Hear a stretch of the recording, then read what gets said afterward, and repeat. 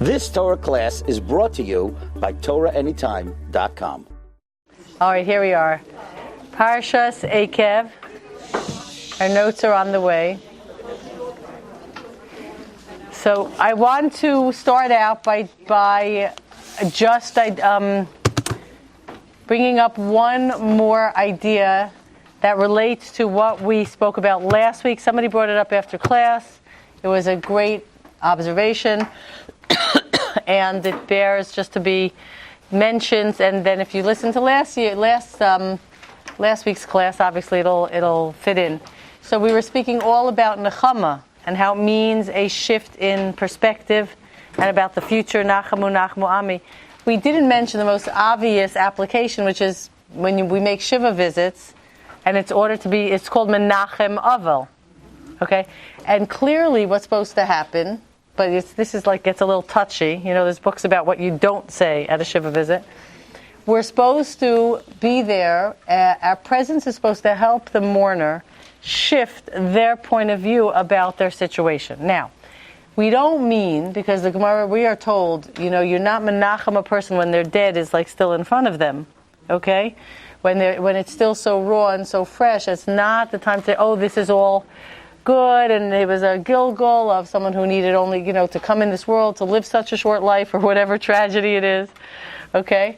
That's not the shift in, even though any of that might be true, that's not the shift of perspective that we attempt to do at an Avel's house. But there's something more basic. The Avel feels that they have no anchor, they have no center, they're lost, they're adrift. Somebody that was so central to their identity, to their life, is gone. And where should I go, and how should I proceed, and who am I, and what's my role? This leaves a person feeling as if they have no framework to operate within, which is why we say Hamakom, we call Hashem Hamakom. The Jewish people and the individual mourner has never lost the place that they exist within. That we speak about all the time.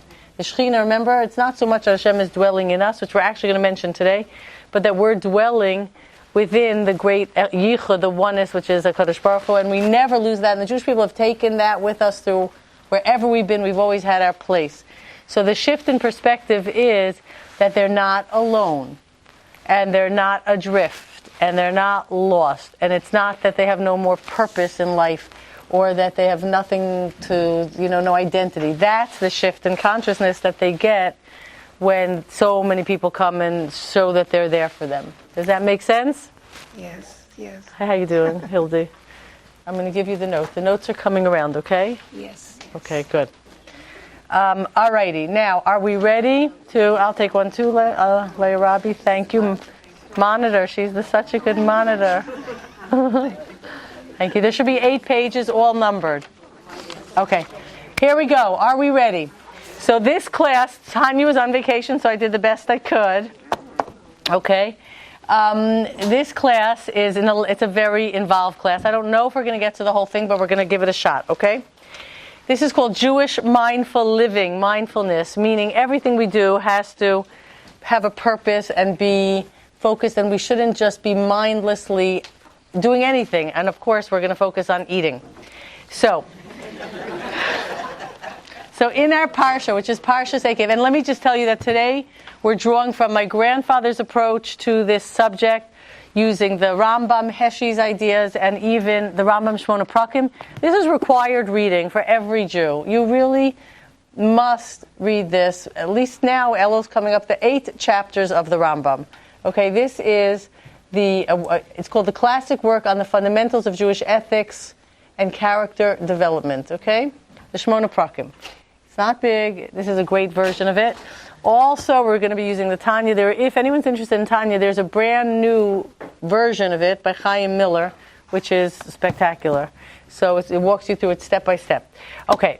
Now, so we have a pasuk in these. So, by the way, all of these parshios in Sefer Devarim should be read, even if you don't do the parsha every single week. You don't read it. These parshios, because you know the story's already or whatever. These parshas in Devarim you should read. They're generally short. They're Moshe's speeches to Am Yisrael, giving us guidance and support, and and setting us up for our future journey, which we are all on. And Moshe is telling us what's going to happen and what's not, and what's going to be, and how to, make sure that we don't fall into the pits, the inevitable pitfalls awaiting us if we're not careful. So he's talking here about our experience in the Midbar and about the man. And it wasn't just for 1 second that we had the man, or for 40 years. It was our ancestors, which is us, because it's in our DNA, we ate the man for 40 years, okay, or for however many years we were in the Midbar. And it taught us something. It embedded something into our psyche and into the way we operate. And here's what Moshe says in Devarim, Perek Ches, Pasuk Gimel. That's in our parsha, in Ekev, okay? So it says, Vayancha, he made it hard for you. It was difficult. In other words, Hashem pushed us. V'yir ivecha, and he made you hungry. Oh gosh. I got my glasses on now. V'yachilcha es haman, and he fed you the man. Why? Okay? Why did he do this? So first of all, it says, Asher lo yadata v'lo yadun avasecha. You did not know the man, your ancestors did not know the man. This is a whole new experience. Why? There was a reason for the man. It wasn't just, it wasn't just, utilitarian to here's food for the midbar. There was a much deeper purpose in it. And he answers this, Laman hodiacha, so that he shall make it known to you. So that you have das. Remember what das means? Das means what? What type of knowledge? Intellectual. But Adam Yada Eschava. What is the das? We did this many, many times. You're all getting D's. Das is like Adam Yada Eschava. Okay, when something that is separate from you, which you know as something else, becomes so well known in all aspects of you, and you know it in your mind, you know it in your heart, you know it in your gut, it becomes part of you. When knowledge that is entirely integrated so it becomes you, that's called das. You just think that way, you feel that way, your gut reaction is according to it. It's just so deeply integrated, it is no longer something separate from you. Okay? That's das. People achieve das in many, many areas. They hear a new idea, or even like, for example, eating, a way of eating. Some people say that's interesting, they try it a few times, it doesn't work. Some people adopt like a new way of eating, and they stick with it for the rest of their life, period. It becomes who they are. It's a lifestyle. It's not just a way of not a diet. So this is das. So he says, Hashem gave you the man for a purpose, Laman hodiacha, so that you shall have das. And what should you know? Ki lo al halechem levado yechya ha'adam. Not by bread alone does man live. This is famous, right? What is this trying to say? Ki al kol motza pi Hashem yechya ha'adam. But rather it is in what comes out, what we discover that Hashem has spoken. Motzi is also to find something that comes out of Hashem, something we discover from HaKadosh Baruch Hu, in order to discover Hashem. Hashem gave us the man and a way of eating to teach us something much greater, which is food is not that which is going to satisfy you. What you're looking for is to discover HaKadosh Baruch Hu. Now, how did the man teach that?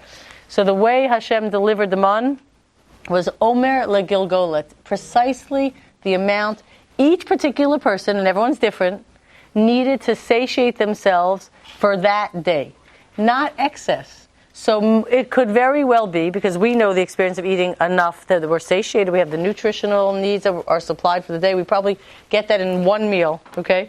And then we want more and more and more and more and more, and what's that all about? So we're looking for some sort of satisfaction. Everybody knows this without going to any of the, all the various groups and therapies and all that. People eat not because they're hungry and not because there's nutritional benefit, okay? So first of all, the man was to teach you. There's a certain amount of food you need. After that, if you're looking for something, it's not food. You're looking for a different type of satisfaction to fill you up, and don't ever confuse or substitute the two, because you're going to end up, as we know, it's an epidemic of what happens when the two are confused. But what you're really looking to discover, to fill yourself with, is a closeness to Kadosh Baruch Hu. That's the rule of the man. Now, this is how the Jewish people were first fed by Hashem. We're fed in a way that requires that we balance our physical needs and the pleasure that goes along with fulfilling our physical needs. Hashem made food very varied and delicious and in every sort of way, texture and taste and smell and everything. And yet we have to balance it with knowing the limits and knowing what we're really looking for. In other words, what we're getting to is the union, the shidduch, okay, between our physical needs and desires and pleasures and meaning and purpose in life. That shidduch is very difficult to balance. Okay? We can't let one side completely override the other side. Generally, it's the pleasures in life overriding the meaning and the purpose part of life. Okay? So now, next, let's go further into this idea. How are we supposed to eat? So we're learning this idea from another pasuk a little bit later on in Parshas Ekev, and then we're going to refer it, this is my grandfather's approach, to a famous Gemara, all right, that tells us, it's in Barachos, and it tells us HaKadosh Baruch Hu's attitude to people that eat correctly. Okay, now, so in Pasuk Yud, in Ekev, look at the Pasuk, V'yachalta v'savata, you should eat, and you shall be satisfied, that's the word.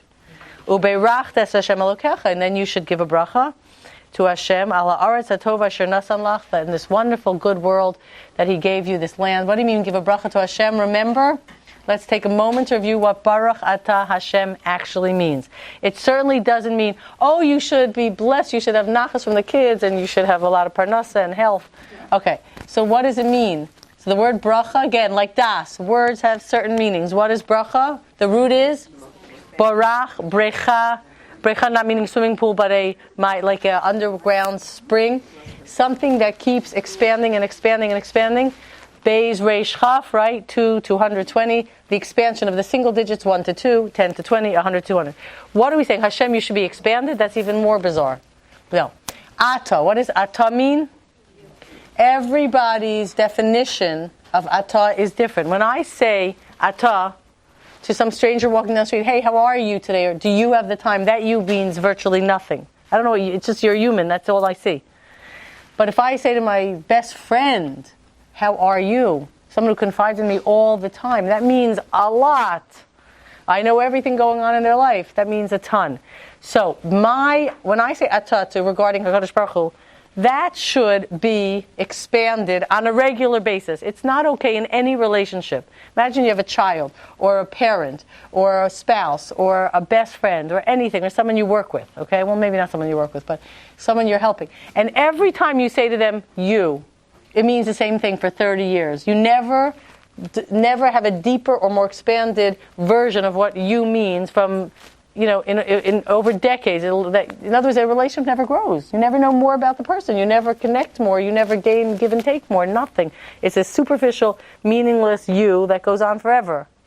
So, yes, Rosemary? There's two meanings in many languages. Yeah, in Spanish. Right. Yeah. Very good point. So and atah is the intimate with Hashem. It's not thou, okay? It's the intimate. So it should always grow. So Baruch Atah Hashem means my understanding of you, my connection to you should be expanded through this particular mitzvah or this pleasure I'm getting every single time. So ve'achalta, we should eat. V'savata, we should be satisfied. That's the biggest challenge of all. What does that mean? When do we ever get satisfied? How do we be satisfied? Okay, and then we should say the bracha, which means we should, through that experience of eating and being satisfied, our connection to Hashem should grow. So now here comes a very interesting Gemara. So you look in Brachas 20b, okay? After citing the halacha, the one who eats a quantity of food that does not satisfy his hunger, okay, is obligated by rabbinic law to recite grace after meals. Like, that's a question. Why did the Rabbanim make a decree that if you eat a kazayas, a little olive size, and even if olives were big, you have to bench. You're not satisfied. Even if not talking benching, even like bracha achrona, brei nefashos or ala mechia. So why is that? What happened here? The halacha specifically is you need to be satisfied. And then the Rabbanim they were the ones who, by the way, the Rabbanim, there's 7 mitzvahs Rabbanim. Okay, you know some of them, like Hanukkah, right? One of them is brachas, okay? Bracha rishona and bracha achrona. Now, the halacha is exactly the formula and all that. The halacha is you have to be satisfied, but now we have a mitzvah that you don't wait till you're satisfied. You make a bracha achrona after kazayas. Where'd they come up with that? How'd they do that? Okay. So he says they relate to homiletic interpretation. Okay, so Rav Avira taught. Sometimes he said in the name of Rav Ami, sometimes he said in the name of Asi. The ministering angel said before the Holy One, blessed be He, Master of the universe. In your Torah, it is written, okay, in Devarim 10:17, it says, it refers to HaKadosh Baruch Hu is the one who lo yisa panim. You will not give someone special, like protects you. Lo yisa panim. You will not take a bribe. In fact, look up Devarim right now. You have it in front of you. Anyone have a chumash? 10:17. Somebody read it for us, okay?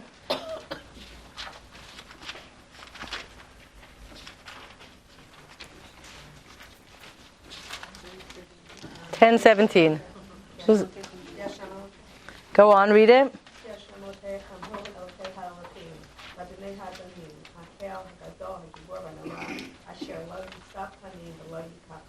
Okay.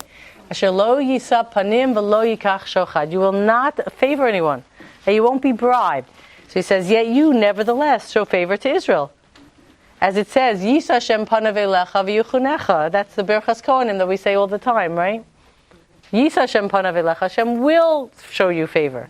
How could you? You just said you don't, no one can manipulate you. No one has protection. So Hashem says, and how can I not show favor to Israel? As I wrote for them in the Torah, v'yachalta v'savata ubeirachta. You should eat, be satisfied, and bless the Lord. Meaning that there's no obligation to bless Hashem until one is satiated. Yet, what happens? They're exacting with themselves, and they recite the bracha achrona even if they've eaten only an olive bulk or an egg bulk, kazayas or kabetza. Since they go beyond the requirements of the law, they are worthy of favor.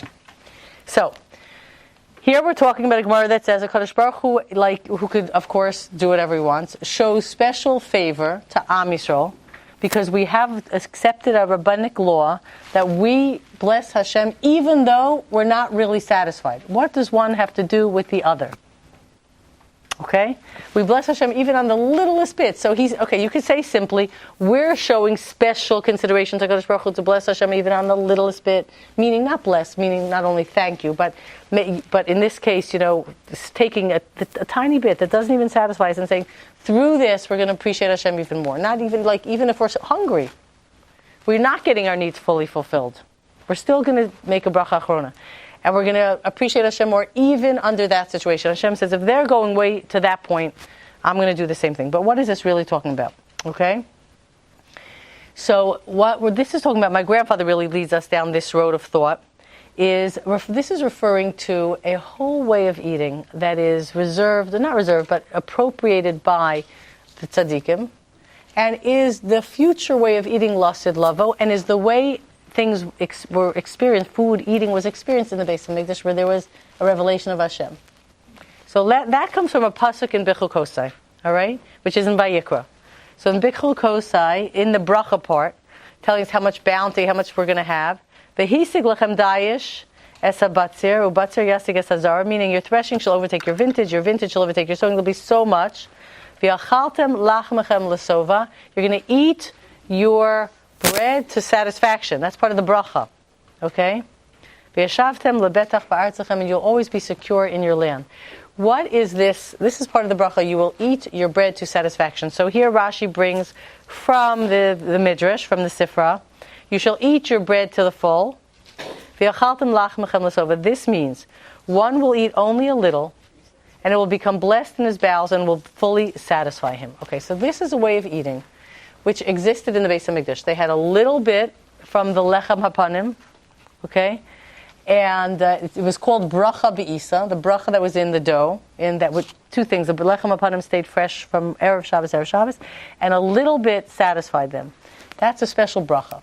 So this is a bracha for the future, and we are conducting ourselves as if we're already in that state, where we eat a little bit and we're fully satisfied, so we make a bracha achrona.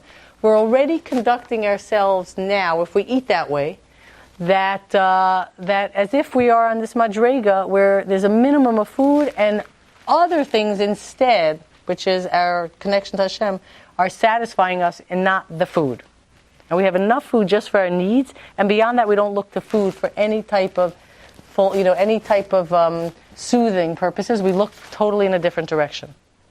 By the way, this is a particular issue in America and in the Western countries, that food is used all the time as a treat, as a reward, as a pleasure. You know, in the Asian countries, I mean, it's probably changing now with the global marketing and everything, but in school, like where our schools, like soda and a candy and a thing, which is all the time, and also poison food. Forget about not even good food. But in the Asian countries, they don't do that. If somebody does something, they get a story read to them, they get time spent with them. It's a whole different ethic. We've turned food into like an obsession, of course, and a disease, and we turn to it for everything, to show that we're, to be happy, to celebrate. Now, we as Jewish people, as frum people, religious people, we eat a lot. We have endless occasions of eating, and it's also the more, the merrier, the more like it just becomes completely illogical and out of hand. Honestly, I think I just got a video, on one of my feeds from Bike for Chai. There's 550 guys riding 180 miles. So there was a picture of the food they get when they get, to the rest stop. Black and white cookies and donuts and like pure poison. And you're thinking, this is about health. No, maybe not about health. I don't know. But you're like doing something that's healthy, and there's not even a consciousness. It's like, I never saw such more unhealthy food displayed. It was the craziest thing. So it was so ironic. Like, what about, we have a very problematic relationship with food.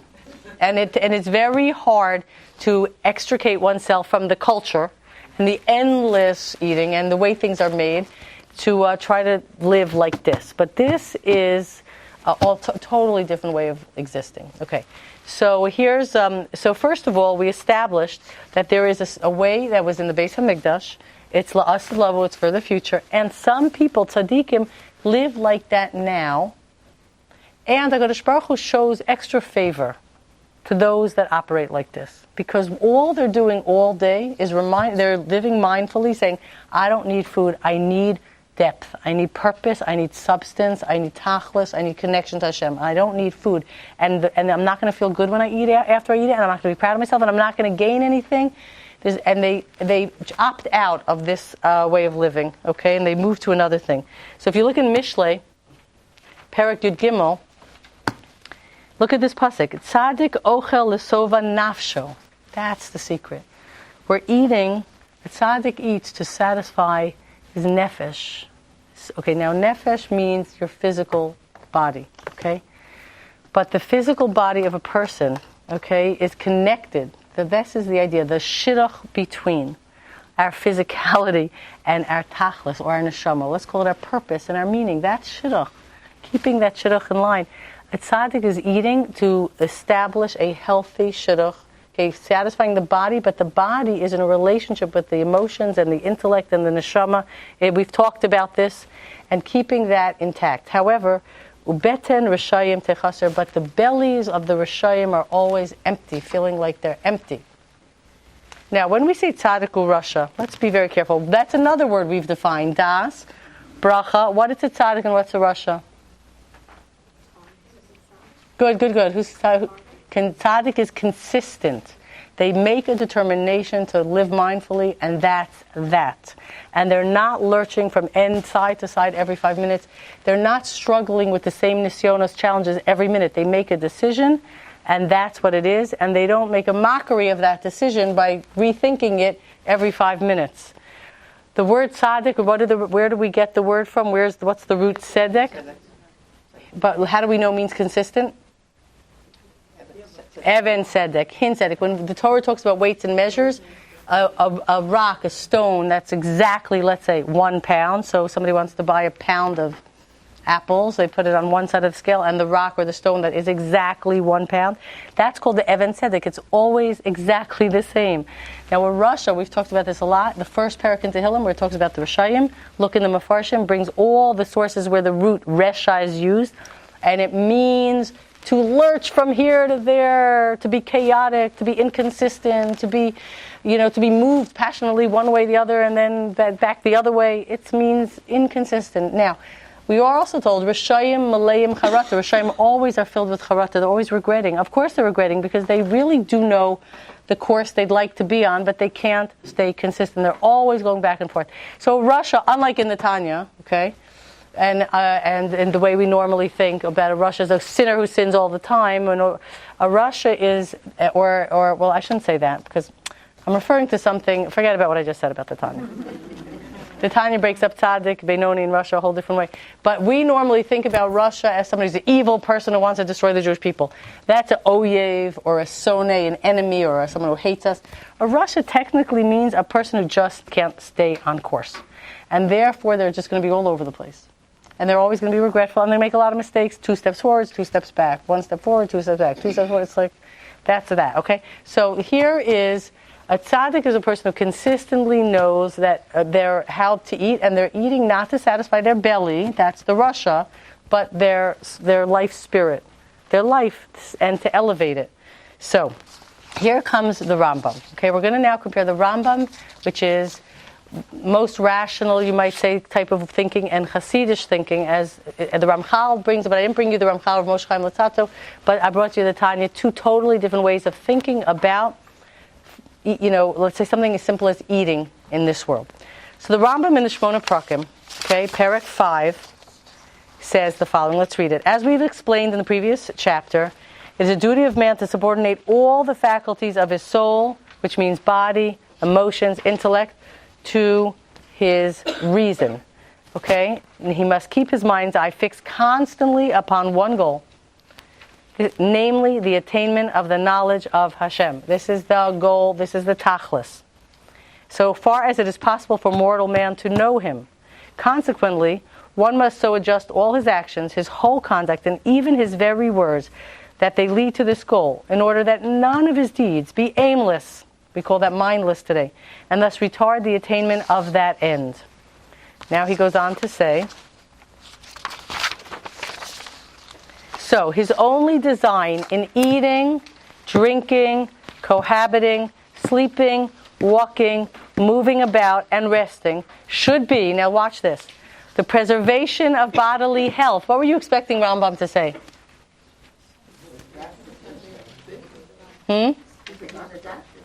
Right, but he just said every single thing we do must be focused on attainment of the knowledge of Hashem. So you would have been thinking everything should be about what? But he says, but the preservation of bodily health. While in turn, the reason for the latter, in other words, why should you be healthy in all ways, is that the soul and its agencies may be in sound and perfect condition so that they may readily acquire wisdom and gain moral and intellectual virtues, all to the end that man may reach the highest goal of his endeavor. So what's Rambam saying? Why do we eat healthfully, okay, and not gluttonously? Why do we sleep the right amount of hours? Why do we exercise? Why do we choose where we're going to walk and how we're going to walk and what shoes we're going to walk in? All for what purpose, according to the Rambam? The health of your body.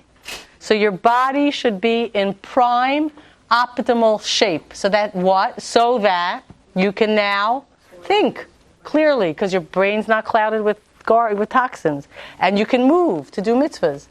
And there's a natural, your body's healthy, it doesn't succumb to every disease and illness. You have a good immune system. Also that your body should be healthy. You see what he said? And so that the soul and its agencies may be in sound and perfect condition, so that you may readily acquire wisdom and gain moral and intellectual virtues, all for the end that man may reach the highest goal. You see this? All accordingly. Man will not direct his attention merely to obtain bodily enjoyment, choosing of food and drink, and the other things of life only the agreeable. In other words, just out of pleasure, just choosing food that looks good, smells good, and maybe tastes good, but might not have any nutritional value or be poison, okay? But he will seek out the most useful food, okay, and everything else in life. Being indifferent whether it is agreeable or not, whether it tastes good or doesn't taste good or whatever, or exercise hurts or doesn't hurt, all right? There are indeed times when the agreeable may be used from a curative point of view. He goes on, you could read this yourself. But be very clear about this. Rambam is saying that the reason we have to eat and eat properly and eat and know how to eat and eat understanding that more food is not going to give us what we're really looking for, which is the attainment of the knowledge of Hashem, is so that our bodies will be healthy. We shouldn't overeat. And there, by the way, are many eating programs today where you fast twice a week, or eat, of course, eat less than you need, lower calorie restriction. This is across the board. They've done a zillion tests above all diets and food plans is eating less calories than you need. That is the most proven, as far as I know till today, method to be healthier and to live longer. Also, there's the famous Ravid's diet. The Ravid would take a plate of food, okay? It's called the Ravid's Tanis, really. Okay? He said it's much harder than a Tanis where you don't eat anything all day. Take a plate of food and leave over a quarter. Or whatever it is, a certain point. That's much harder than a Tanis. So, yeah. So, but I want to compare this to something else. Make no mistake about it. Rambam is saying that the eating of food and the not eating of food is to keep your body healthy. It's a means to an end, so that you can then think and learn and be energetic and have stamina and all of the things you need to do to be high functioning in this world, so that you become a person who's full of mitzvahs and learns Torah, and you can handle it all. Okay, you're not going to fall asleep when you try to read, and etc. Okay. Now, according to Rambam is telling us that the most important achievement of existence is knowing Hashem. Now here, and this is from Heshi, by the way, this part of it. He bases this on a pasuk in Shemos, which we're all familiar with. When Moshe, after the first luchos were broken, Moshe went back up for the second luchos. And he said to HaKadosh Baruch Hu, he asked Hashem, teach me, show me how you run this world. He asked about Tzaddik Baralo, Rashi tells us. He asked two questions. One was, show me your kavod, which Hashem said you can't, like pull back the curtain, and then he said, okay, show me your ways, teach me your ways, teach me your 13 midas arachmim, the methods you, and Hashem said, okay, that I'm going to teach you. But in that question, look at Shemos 33:13, va'ata, now look what he says, imna matzasi chen beinecha, if I found favor in your eyes, hodiyeni na esterachecha, teach me the ways you run the world. This was the one Hashem did agree to answer. Okay, teach me about your drachim, how you run the world, what you do here. Ve'edacha, so I will know you. Now look at the next words. Laman emtachein beinecha, so I shall find favor in your eyes. What is Moshe saying here? Straight up, according how the Rambam is going to explain it. What's Moshe saying? How does a person find favor in Hashem's eyes? By knowing Him. By learning and knowing more and more about HaKadosh Baruch Hu. That's how a person finds favor in Hashem's eyes. Always learning. Always seeking more understanding. Okay? Which eating and being gluttonous and being involved in the pleasures of the physical world completely, as Rambam says, get in the way of that endeavor. So, Rambam says Moshe was simply saying, Pashut, he's reading in Pashut, let me know you, let me understand you, so that I will find favor in your eyes. You will love me more. But now Hashem doesn't have emotions. I will be closer to you. You will, in me, you will find the fulfillment of your purpose of creating man, because I know you. And that will, so to speak, that is what Hashem wants. So now, Rambam writes in the Moreh Nevuchim, okay, the guides to the perplexed, the following. Based on these words, consider how many excellent ideas found expression in the words, show me the ways that I may know you. We learn from them that Hashem is known by His attributes, in other words, by not attributes don't mean personality traits. It means how Hashem runs the world to the extent that we can know it. Okay? For Moshe believed that he knew Him when he was shown the way of God. The words, that I might find grace in your eyes, implies that he who knows Hashem finds grace in his eyes. Not only is he acceptable and welcome to Hashem, who fasts and prays. Rambam wasn't big into fasting and praying, by the way. But everyone who knows him, I mean overly, constantly, as opposed to learning. But not only is he acceptable and welcome to Hashem, who fasts and prays, but everyone who knows him. He who has no knowledge of God is the object of his wrath and displeasure. Now again, Hashem has no emotions. It means that the tachlis, the purpose that the human being was made for, is not being addressed. The person is not using his life correctly, and this is, so to speak, a disappointment for HaKadosh Baruch Hu. Okay, the pleasure and displeasure of one second here. The pleasure and the displeasure of God, the approach to Him and the withdrawal from Him. Our approach to Hashem and our withdrawal from Hashem are proportional to the amount of man's knowledge or ignorance concerning the Creator. We already have gone too far away from our subject, let us now return. So according to Rambam, the goal of everything is to know Hashem. Yes, you can pray and you can fast. But if that doesn't lead, if those are mechanistic things, people, let's say, saying Tehillim all day, every day, and all that, if they don't know what they're saying, if it's not giving them knowledge of Hashem, okay, it's not as effective as learning something every single day, which is why we make a bracha, Baruch Ata Arata should expand. So according to Rambam, this is very important though, why do you eat carefully, mindfully, just enough for your needs, and then go search for Hashem in real ways? Because your body needs to be healthy, so that your mind can function, and you have, as we said, you have stamina and energy, etc., etc., etc. Okay? This is not at all the approach of the Mekubalim. So the Ramchal, which I didn't quote here, or the Tanya, for example, has a completely different approach. They are going to tell us that the eating itself, if it is, we immerse our mind in awareness of Hashem while we eat, the eating itself brings us into a closeness to HaKadosh Baruch Hu that is even greater than we'll ever achieve in the next world. That doing a mitzvah in this world, and the Tanya says that of all the mitzvahs, learning is the greatest, but of all the mitzvahs, and when we do mitzvahs in this world, we're enwrapped, so to speak, within HaKadosh Baruch Hu himself. It's like we're hugging HaKadosh Baruch Hu, and we're so close, and you can't get closer, and that eating itself is doing that. That's not what Rambam's saying. Rambam's saying you're eating. That's going to make you healthy to learn about Hashem. Let's read the Tanya, okay? That since the Torah and its commandments clothe all 10 faculties of the soul, which means he's going to talk about the 10 forces operating in a person that cause us to exist, all our capacities of the soul, and the mitzvahs are Torah and mitzvahs are clothed in them. In other words, these contain all the Torah and the mitzvahs of Hashem are kind of put into it. So here again, since the commandments and the Torah and its commandments clothe all 10 faculties of the soul with all its 613 organs from head to foot. Right? You know about all our organs, there's 365. Mitzvahs losa ase, mitzvahs losa se are relate to our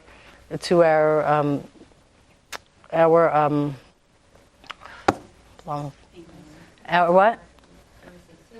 Yes, all the various different parts of the body, basically the arteries and the sinews and the ligaments and the 248 are supposed to relate to all our organs and bones. They divide it up somehow. That everything there's 613. I don't know how they do that exactly, but where the soul is altogether truly bound up in the bundle of life with Hashem, and the very light of Hashem envelops and clothes it from head to foot, as is written, Hashem is my rock, I will take refuge in Him. And it is also written, with Ratzon will you encompass him as with a shield. That is to say that his blessed will and wisdom which are clothed in his Torah and its commandments. Hence it has been said, better is 1 hour of tshuva and ma'asim tovim, good deeds in this world, than the whole life of the world to come. For the world, this is very, very extreme what you're about to read. Very different, okay? Not your classic Rambam thinking. For the world to come is the state where one enjoys the effulgence, which means the total encompassing of the divine presence, which is the pleasure of comprehension. Yet no created being, even celestial, can comprehend more than some reflection of the divine light. This is why the reference is to the Ziv HaShechina. It's like the rays of the Shechina. But as for the essence of the Holy One, blessed be He, no thought can apprehend Him at all, except when it apprehends and is clothed in the Torah and the mitzvahs which are here in this world.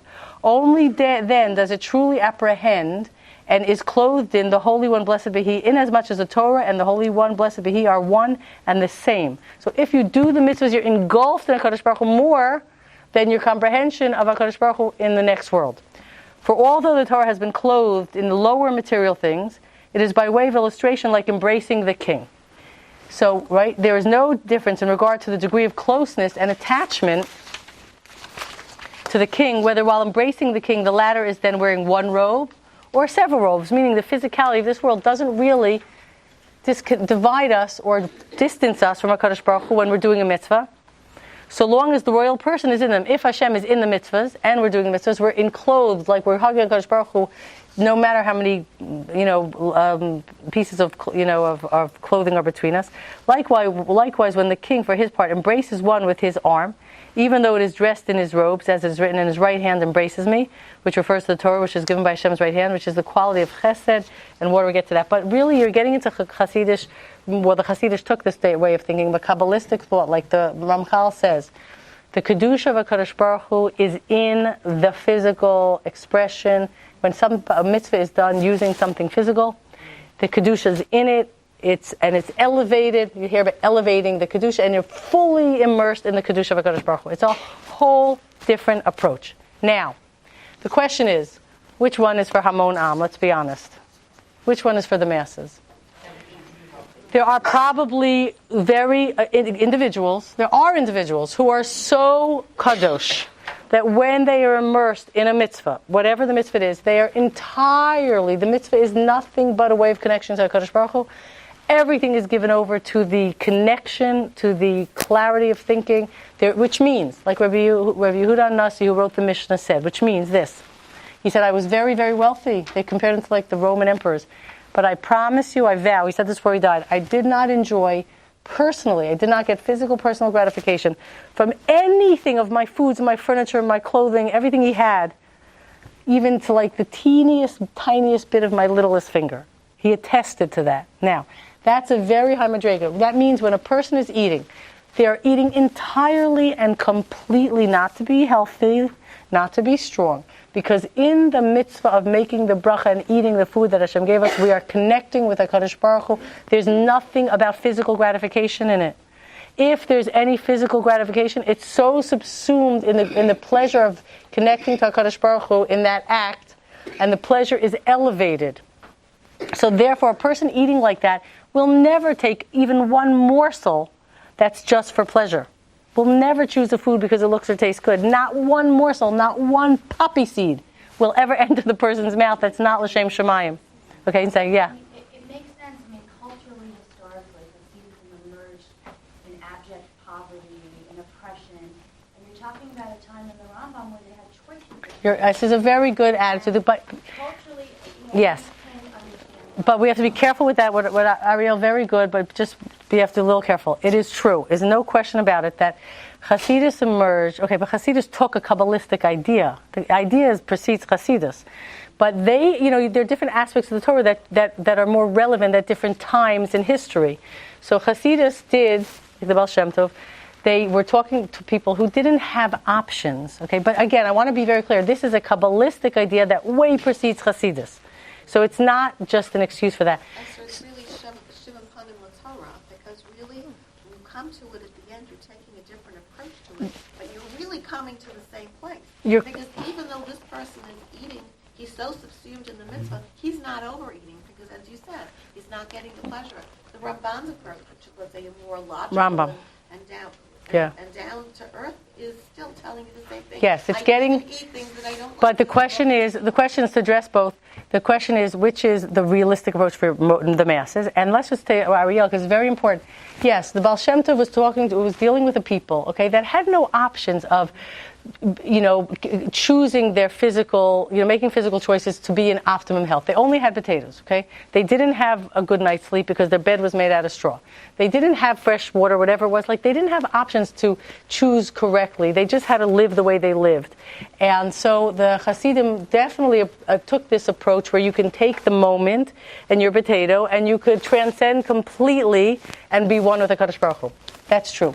But that doesn't discredit, again, the fact that way before that, when even in the Rambam's day, when people had every choice they could make, there was among the Mekubalim and among the most holiest a capacity to transcend the physical to such an extent to what the Tanya is trying to say.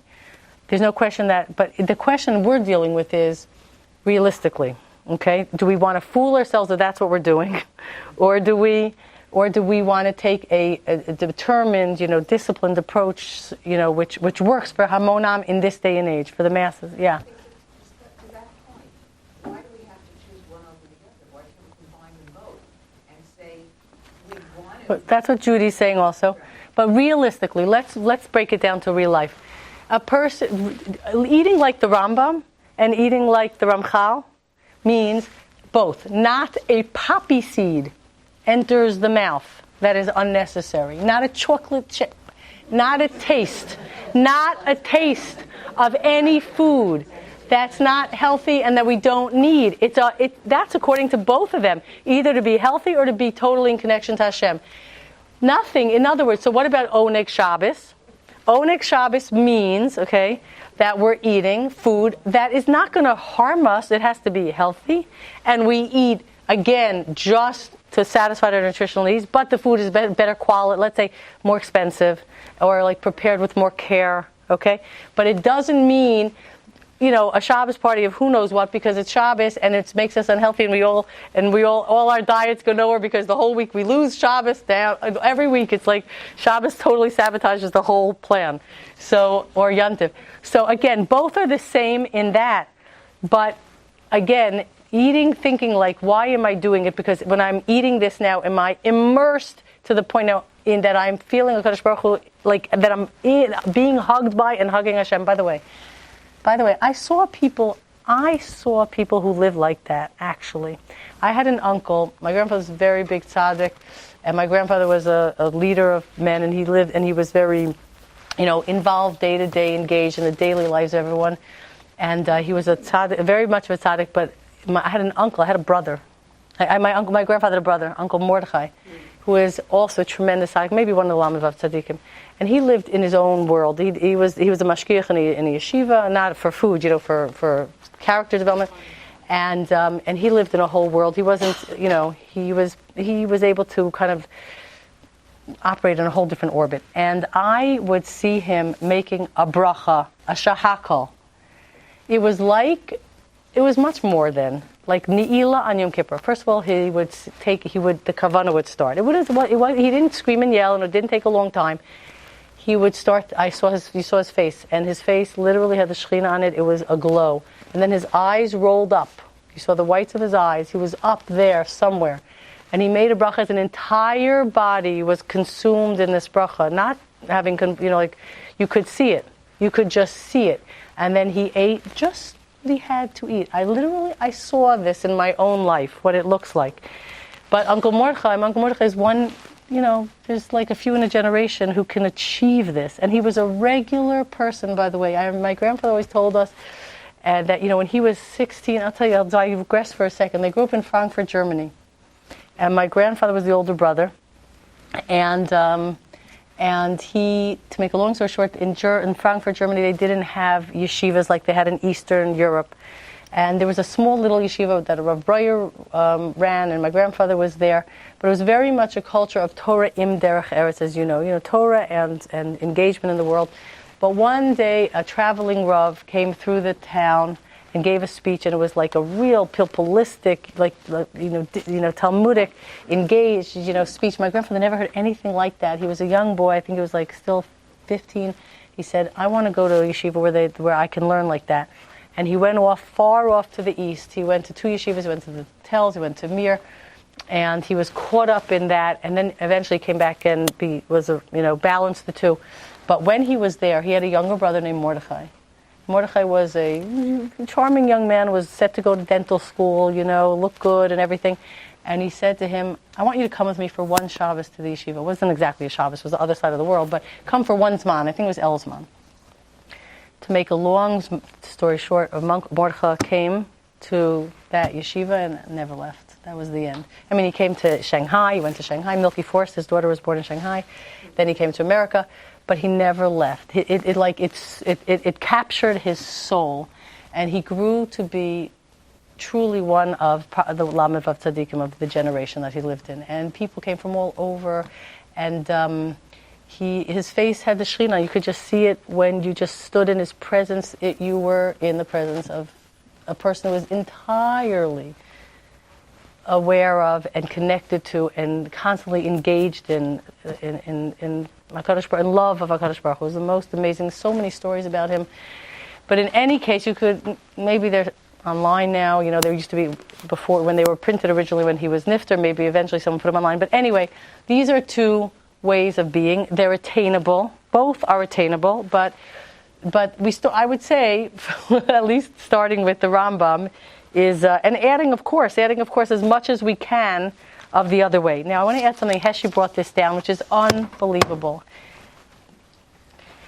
Tu B'Av was last week. Remember we talked about Tu B'Av is Tu B'Av. We talked about Tu B'Av 2 weeks ago, I think, right? It was last week. Right, but we didn't talk about, okay, so I don't think we took, right, it was last right. So Tu B'Av, we did at the retreat. Tu B'Av is a day, we have this in the old Shurim. You could go back and look at Tu B'Av in the past, but basically the idea is, Tu B'Av was a very special day in Eretz Yisrael. Okay, the last Mishnah in Tana says, Lo hayu yamim tovim b'Yisrael, Yom Kippur v'Chamisha Asar B'Av. There were no happier days, and they made Shidduchim. Shidduchim were made Yom Kippur after the Avodah was finished and the red string turned white and Am Yisrael knew they were forgiven. So in the state of Kedusha, the women went out in white clothes and they danced and they, and Shidduchim were made. Shidduchim on Yom Kippur, clearly, because it's a reunion, Tshuva of Hashem and Am Yisrael, we're reunited. We did Tshuva, we're connected again. So Shidduchim. Tu B'Av, what's that? So to make a long story short, I'll give you the punchline of the other shirim. Tu B'Av is a yontiv. Okay, it was a yontiv in the past, always celebrated by because that was a day of a connection when the tribes. They made a takana that the tribes can marry each other. They were keeping them separate to keep the Nachala separate. Binyamin, who was banned for a sin they did, was allowed to marry again into Am Yisrael. Always days of chibur. But there's a hint in the Torah that in the future, Tu B'Av is going to be. We did this. Remember about. Okay, go back to the share. There's a hint in the Torah that in the future, Tu B'Av is going to be a great yontiv. The hint is in Parashas Emor, okay, where all the holidays are listed, 1, 2, 3, 4, 5, and then it says the holiday of Shavuos. And then there's one halacha about the mitzvahs of Leket Shikha and Peah, that when you're harvesting your field, leave some over. And then the mitzvahs of Rosh Hashanah. So Rashi says, what is this halacha doing between Shavuos and Rosh Hashanah? Why random halacha about Leket Shikha and Peah? So Rashi says, it brings down, if a person keeps Leket Shikha and Peah properly, it's like they built a Beis HaMikdash. So what does that answer the question? And my grandfather teaches, what's this mitzvah a hint to? What's the mitzvah that's going to be a future yontiv in the middle of the Yom Tovim? There is a hint to a future yontiv, and the hint is if you keep Leket Shikha and Peah correctly, it's like you're building the Beis HaMikdash. Rus and Boaz. Boaz kept it correctly, which is why Rus went to his field. Which is then they had eventually David HaMelech and Mashiach, and we're talking about the Beis HaMikdash. Okay, we're talking about the third Beis HaMikdash. There is a hint between Shavuos and Rosh Hashanah about building the third Beis HaMikdash. And the hint is Rus and Boaz. So there is going to be a yontiv. Now that yontiv of the rebuilding of the third Beis HaMikdash is going to be Tisha B'Av. So how many days later is Tu B'Av if you count the 9th, the 10th, the 11th, the 12th, the 13th, the 14th, and the 15th? 7. What's 7 days after the building of the third Beis HaMikdash? Every time we built the Beis HaMikdash or we built the Mishkan, we had 7 days of Chanukas Habayis. So the 7th day is when the Beis HaMikdash starts functioning. It's after the initiation, 7-day initiation called Chanukas Habayis, and the 7th day is the beginning of the functioning of the Bayis Shlishi. That's hinted to in the Torah. Okay, that's Tu B'Av. So that is a reunion between. We already had a reunion of Am Yisrael and HaKadosh Baruch Hu. Now a reunion of Am Yisrael and Eretz Yisrael with a functioning Beis HaMikdash. That's the reunion we don't have yet. Okay? Now, Tu B'Av again is celebrated by Shidduchim. Shidduch between Am Yisrael and Eretz Yisrael. Shidduchim people. Now, here's the Bnei Yissaschar, which is a great Hasidic Rebbe. How many, remember the Gemara, this is another share we gave, called Demystifying the Basher. Remember the Gemara that says 40 days before a fetus is formed, a bas kol goes out and it announces this one is this one. Remember that? Yeah. And then the Gemara says right before that, the Gemara says a person only gets a wife based on their merits. And we said, what's a contradiction? And they said, oh yeah, there's 2 zivugim, zivug rishon, zivug sheni. Zivug rishon is the one that's predetermined at before, 40 days before fetus is formed, which is conception. And the one that you get based on your merits, that's zivug sheni. That's the one you actually.